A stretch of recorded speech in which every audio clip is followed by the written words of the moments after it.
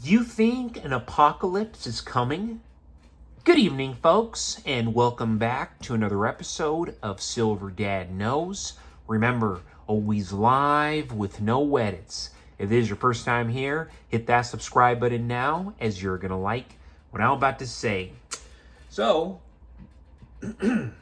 just to begin this evening, folks, I'm presenting to you right here a very, very special piece, a very unique piece, a very cool piece, and kind of wanted to leave it as a surprise for everybody to notice on their own. If you can guess it, won't keep you guessing much more.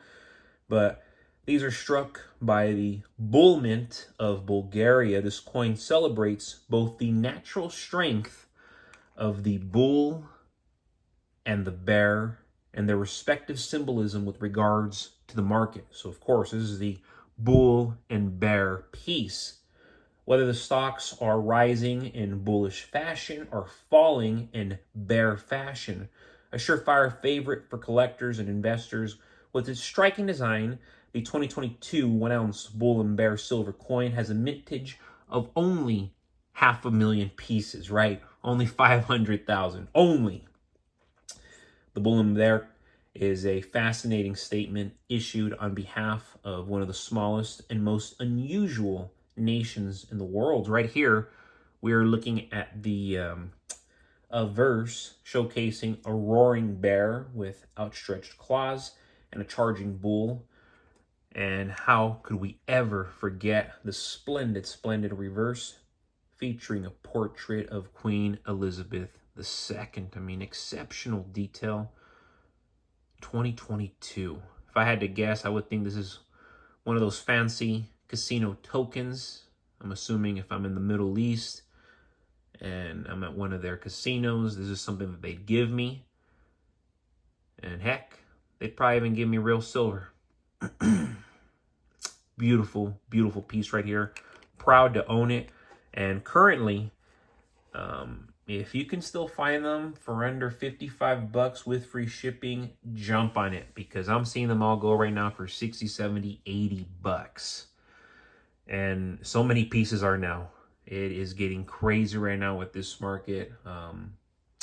Silver, folks, remember I said it, it's not going to go back down to 35, $36. It's going to stay above $38, $39, and it's only going to continue to go higher. And I'm going to really, really reinforce on what I've been saying, that silver will reach $50 to $60 before 2026. Easy. It's going to hit 50 to 60 bucks before 2026. And before I go any further, folks, I want to give a quick shout out. This is to my always loyal subscriber. This is William Fender 661. Yes, the elites don't pay any income tax because they pay themselves through borrowed money. Income taxes are just for people who have to work for somebody else. It's funny how the system is designed to protect a certain class of people while all other classes are taken advantage of. Then they try to tell you that the rich pay most of the taxes. If that was the case, then why are my taxes my biggest expenditure? Great comment right there coming from William Fender 661. And yes, it's highly contradicting, highly ironic. But what I will say to that is when you have these multimillionaires, even billionaires, who have 1,000 employees, 10,000 employees, 50,000 employees, 100,000 employees, we have to keep in mind they are paying these people. They are giving these people benefits. Not all these CEOs, but a lot of the CEOs are giving them benefits. They're giving them paychecks. They're getting them lives, to be able to afford homes, to be able to afford cars, be able to provide for their family. Companies like Apple, companies like Google. I mean, these people pay big bucks, and their CEOs, the owners, they're billionaires. But keep in mind, massive liability for these people, massive stress for these people, even though we want to believe that they're not. They're just these greedy, evil people, which a lot of them are, but not all of them are. And again, until we ourselves have 10,000 employees, even 500 employees, that's a flex.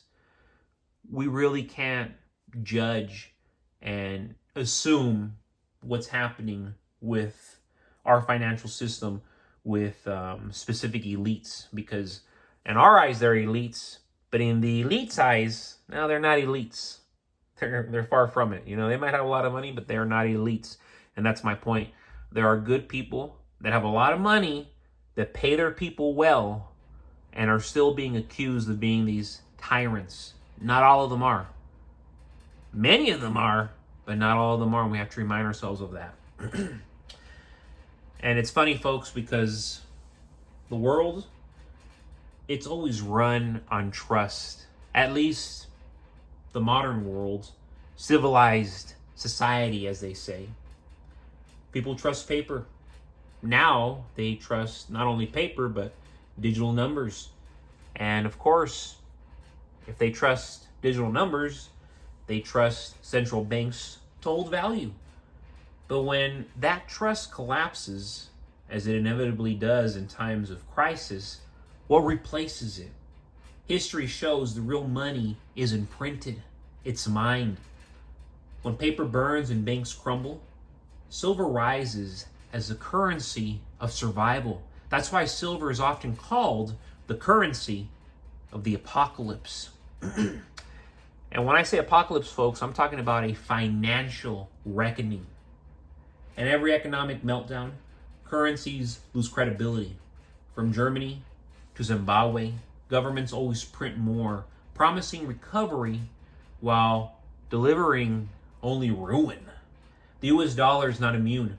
It's already been debased through endless debt, ridiculous, outrageous, horrifying inflation, and reckless, ignorant, by far, spending.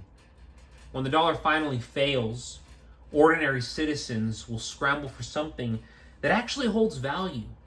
Silver has always filled that role. And it's funny because so many of our citizens, especially those with decent capital, they're already flocking to gold. They're already flocking to silver. They're already flocking to ammunition, non-perishables. They're getting ready, folks. They've been getting ready. Silver is not only a shiny metal, it's money recognized worldwide for thousands of years. And that's why I always say it. Because it's like, come on, folks. We have all this trust in Bitcoin that's barely existed, but not silver that's been recognized and traded for thousands of years? Do you really need to ponder that? Unlike digital currency that can vanish with a keystroke, silver is tangible. Unlike paper bills, it cannot be hyperinflated into worthlessness. And unlike gold, silver is accessible to the average person. When society cracks, silver becomes the common man's hedge and the trader's tool of exchange. Imagine the grid going down. Banks closed, ATMs empty. What would you rather have? Piece of paper with dead presidents, or ounces of silver you can hold in your hand? Gas, food, medicine. That's still going to be traded. And silver will be the bridge between survival goods and long-term security. Silver, folks, it's small enough to move, divisible enough to barter, and universally, globally recognized as value.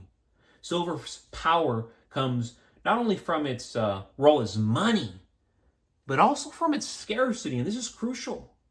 With massive industrial use in electronics, solar, and medicine, the supply is dwindling. We cannot ignore this. Once financial panic collides with shrinking availability, silver will no longer be just an investment. It will be a lifeline currency. It's already a lifeline currency. And when panic sets in, which it already is, people won't be clamoring for cryptocurrency passwords or stocks of devalued cash. They'll be hunting for silver coins, silver rounds, silver bars. The premiums will skyrocket because demand will outpace supply overnight. Those who already hold silver will stand in a position of strength, while everyone else will be scrambling. Scrambling. The apocalypse, folks, literally, this financial apocalypse doesn't have to mean total destruction, even though it probably does. It simply means the collapse of the old system. In that vacuum, real money reemerges. Real money is reemerging. The smart survivors won't just be stacking food and ammo. They'll be stacking silver. They're already stacking silver. We're already stacking silver. But folks, as always, thank you so much for joining us for another evening, another episode of Silver Dad Knows. God bless you. God bless your household. And God bless America.